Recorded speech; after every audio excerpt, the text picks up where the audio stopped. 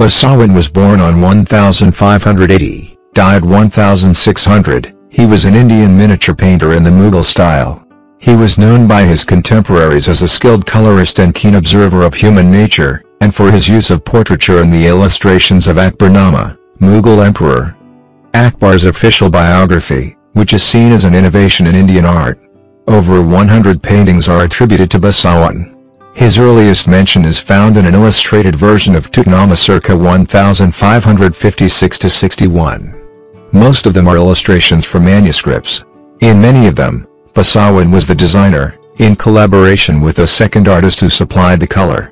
Basawan was one of the first Indian artists to be interested in Western techniques, inspired by the European paintings brought to Akbar's court by Jesuit missionaries. It can be seen in his use of strong contrasts of light and shade, although Western influence is never predominant in his work.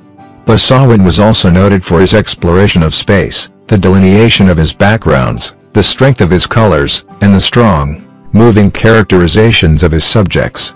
al-Fadl Allami, historiographer for Akbar, wrote about Basawan: in designing and portrait painting and coloring and painting illusionistically he became unrivaled in the world.